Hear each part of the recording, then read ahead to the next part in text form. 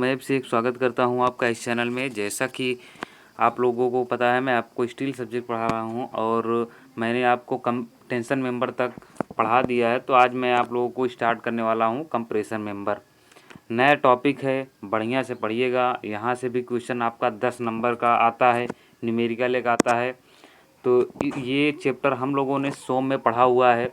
सोम का जो last chapter है, 7वां या 8वां चैप्टर है, वो हम लोगों ने पढ़ा हुआ है। जो हमारा कॉलम और स्टैट है, उसी से ये चैप्टर रिलेट करता है।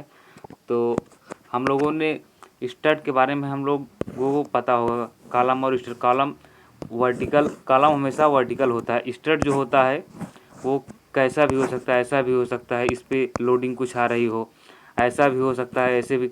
मतलब हम एक सिंपल भाषा में कहें तो हर कॉलम स्टैट नहीं होता है। हर कॉलम स्टैट हो सकता है, लेकिन हर स्टैट कॉलम नहीं हो सकता। तो यहाँ पर एक सिंपल सा फार्मूला है। यहाँ कंप्रेशन लोड का मतलब आप लोगों को पता होगा कि इस टाइप का कुछ लोड है और नीचे से भी कोई कुछ लोड अगर लग रहा हो। जैसे मैं दिखाता हूँ कि ये कोई कॉलम है, इस कॉलम पर एक जेली कोई लोड आ रहा हो ऊपर से और नीचे से। तो ये क्या करेगा, इसे कंप्रेस करने की कोशिश करेगा। करने की कोशिश करेगा तो ये कॉलम इस कॉलम में बकलिंग हो जाएगी, यानी बाहर की तरफ कुछ झुकने की टेंडेंसी रखेगा। तो इसी पे कुछ फार्मूले हैं, बहुत सिंपल फार्मूले हैं। इसी पे 10 नंबर का आपका न्यूमेरिकल आता है।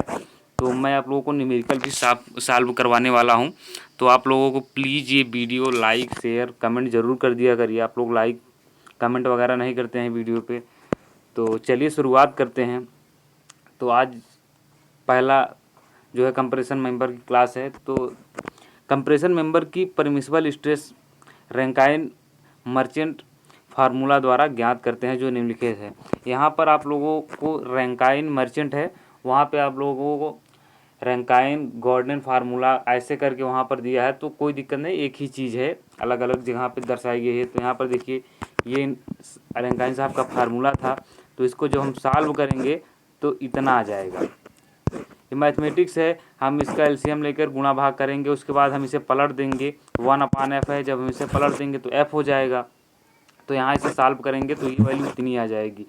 और n बराबर, हम ये कांस्टेंट है, हम इतना लेते हैं 1.4, हम n का मान रखते हैं, घात इसकी 1.4 रखते हैं। उसके बाद जब हम इसे सॉल्व करेंगे तो सिग्मा AC बराबर, तो हमारा ये फार्मूला इतना आ जाएगा। और हमें पता है एफ सी बराबर यानी परमिसिबल कंप्रेसिव स्ट्रेस बराबर P/A। यही चीज़ तो होता है। ये देखिए, कोई कॉलम है, इसका अगर आने वाला फोर्स हमें पता हो जाए और इसका एरिया पता हो जाए तो हम निकाल नहीं सकते, कंप्रेसिव स्ट्रेस निकाल लेंगे। और ये यूलर साहब का फार्मूला है, π² EI/LE²।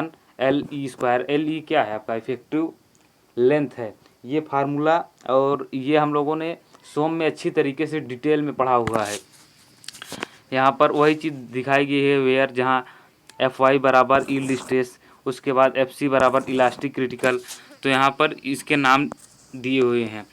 तो इसको हम जब सॉल्व करेंगे तो Fc बराबर π² EI/L², फिर उसके बाद A हो जाएगा। फिर Fc बराबर, तो Fc बराबर π² EI, तो यहाँ पर I/E और लेमडा I/E और लेमडा हम ऊपर नीचे I/A से गुणा कर दिया है यहाँ पे। उसके बाद लेमडा आपको लोगों को पता हो, लेमडा बराबर होता है L effective upon minimum radius of gyration, यानी इफेक्टिव लेंथ अपान न्यूनतम परिभ्रमण त्रिज्या। अगर हम इससे भाग देंगे परिभ्रमण त्रिज्या से, जो न्यूनतम होगी, तो हमारा ये क्या है, लेमडा सिलेंडरलेस रेशियो है। इसके बारे में भी हम लोगों ने स्ट्रेंथ ऑफ मटेरियल में पढ़ा है, ये बेसिक है उसका। और यहाँ पर देखिए वही चीज़ दर्शाई गई है कि सिग्मा AC किस पे डिपेंड करेगा, तो सिलेंडरलेस रेशियो पे डिपेंड करेगा। ये इतनी प्रोपोर्शनल होता है। ये कंपटीशन के लिए बहुत इंपॉर्टेंट है। यहाँ पर सिग्मा AC बराबर 1/λ², क्योंकि ये पूछा जाता है कि डिपेंड करता है नहीं करता है और कैसे वेरिएबल होगा, तो ये आपका पैराबोलिक होगा। फिर FC बराबर हमने निकाल लिया π² EI, उसके बाद लेमडा²। और FC यही हमने इलास्टिक क्रिटिकल लिमिट हम FC को बोलते हैं। और लेमडा बराबर यहाँ पर वही चीज़ दिखाई गई है कि लेमडा बराबर क्या होता है, तो effective length upon minimum radius. लेकिन हम जानते हैं मोमेंट ऑफ इनर्शिया यानी आई बराबर क्या होता है, आई बराबर होता है ए के स्क्वायर एरिया, और यहाँ पर मिनिमम के लिखा है। आप आर वाई वाई भी देखेंगे, आर वी भी देखेंगे तो कोई दिक्कत नहीं। यहाँ पर के का मतलब है रेडियस ऑफ मिनिमम जायरेशन, यानी इसका मतलब है न्यूनतम परिभ्रमण त्रिज्या, इसका यहाँ पर ये मतलब है। तो आगे मैं बढ़ता हूँ, स्ट्रेंथ ऑफ कॉलम। तो यहाँ पर स्टेप वाइज स्टेप मैं आपको डिजाइन इसकी बताऊंगा। तो क्या होगा, दिए गए कॉलम के इंड की स्थिति के अनुसार इफेक्टिव लेंथ को हम ज्ञात करते हैं। मान लीजिए अगर कोई कॉलम है, इसकी लेंथ है यहाँ भी फिक्स है यहाँ भी, तो जाहिर सी बात है इस फिक्स इंड पे बकलिंग नहीं होगी, ये कुछ दूरी से हट कर होगी। ये हम लोगों ने शो में पढ़ा हुआ है, वहीं से ये सारी चीज़ें आई हैं। और बाकी इसमें कुछ एक्स्ट्रा है कंप्रेशन मेंबर में। तो यहाँ से देखिए, ये यहाँ से नहीं बकल करेगा, इस जगह से ये कुछ दूरी से बकल करेगा इसके सपोर्ट से। अगर ये फिक्स इंड है तब, अगर ये रोलर होता तो यहीं से ये बकल कर जाता, रोलर यहाँ लगा होता और यहाँ पर कोई एक हिंज लगा होता तो यहाँ से स्टार्टिंग से ही बकलिंग करता। तो यहाँ पर वही चीज़ को दर्शाई गई है। कंडीशन ये है जब कॉलम के दोनों सिरे फिक्स हैं। तो यहाँ पर देखिए 0.65 लिखा हुआ है, ये देखिए।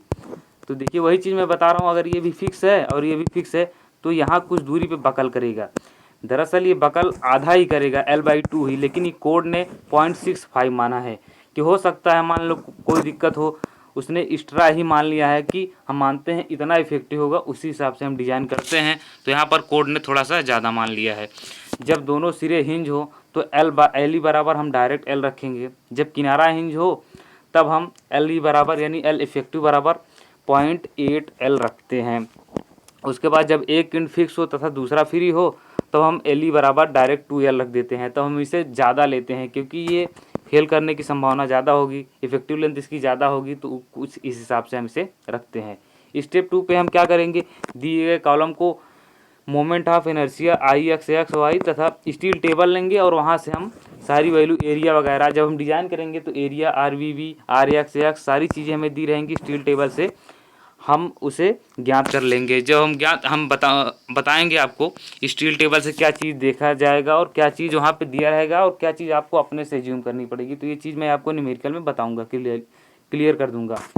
और स्टेप नंबर 3 हमारा है आई एक्स एक्स तथा आई वाई वाई में जिसका मान कम हो उसी के आधार पर हम फार्मूला आई मिनिमम निकाल लेंगे। आर मिनिमम यहाँ पर देखिए, वहाँ के लिखा था, यहाँ आर मिनिमम, तो कोई दिक्कत नहीं, वही चीज़ यहाँ पर लिखी हुई। आर मिनिमम का मतलब होता है कि न्यूनतम परिभ्रमण त्रिज्या है, यानी मिनिमम रेडियस ऑफ जायरेशन, यही चीज़ यहाँ पर दी हुई है। उसके बाद स्टेप नंबर 4 हमारा है इफेक्टिव लेंथ तथा आर मिनिमम की सहायता से सिलेंडरनेस रेशियो लेमडा का फार्मूला द्वारा हम इसे ज्ञात कर लेंगे। फिर उसके बाद इसी फार्मूले से देखिए यही चीज़ इफेक्टिव लेंथ और उसके बाद मिनिमम रेडियस से हम सिलेंडरलेस रेशियो को ज्ञात कर लेंगे। तब इसी सिलेंडरलेस रेशियो से हम स्टील टेबल में हम देखेंगे वैल्यू को, सिग्मा AC की वैल्यू हम वहाँ से निकालेंगे। परमिसिबल कंप्रेसिव स्ट्रेंथ की वैल्यू हम स्टील टेबल से हमें ज्ञात करना होता है। बाकी सारी चीज़ें जैसे हमने टेंशन मेंबर में किया है वैसी ही होती है, इसमें कोई चेंज नहीं है। उसके बाद हम लेमडा की सहायता से IS कोड द्वारा उससे संबंधित परमिसिबल स्ट्रेस सिग्मा AC का मान ज्ञात कर लेते हैं। तो वही मैं जो आपको बता रहा हूँ यहाँ पर, जैसे वहाँ पर दिया रहेगा जैसे लेमडा 110 बराबर 82 कुछ दिया है, उसके बाद लेमडा, उसके बाद यहाँ पर दिया है 120 बराबर इतना, तो 115 की वैल्यू जब निकालनी होगी तो हमें यहीं से इन दोनों को वैल्यू के बीच में ही कैलकुलेट करके निकालनी होगी। तो ये मैं आपको इजीली बताऊंगा, बहुत सिंपल तरीके से बता दूंगा कैसे कैलकुलेट करना है। तो ये आपके डिप्लोमा में 10 नंबर का क्वेश्चन आता है, बहुत सिंपल रहता है, बस आपको स्टील टेबल देखना आना चाहिए बस। बाकी ये क्वेश्चन बहुत सिंपल आते हैं। फिर स्ट्रेंथ कंप्रेसिव स्ट्रेंथ निकालने के लिए क्या करेंगे, वही जैसे हम टेंशन मेंबर में करते थे, हमें सारी चीज़ें दी, हमें केवल स्ट्रेंथ निकालना था। बाकी एरिया हमने क्या हुआ, हमने स्टील टेबल से निकाल लिया। बाकी परमिसिबल स्ट्रेस जो है आपका, ये हमने अभी निकाला है, जो लेमडा से, इस लेमडा से निकाला है। उसके बाद P बराबर हमें कितना ये लोड सहन कर सकेगा हम ये निकालेंगे, तो हम इसमें मल्टीप्लाई कर देंगे, हमारा कंप्रेसिव स्ट्रेंथ कॉलम का निकल जाएगा। तो ओके, थैंक यू इस वीडियो को देखने के लिए, शेयर ज़रूर किया करो यार।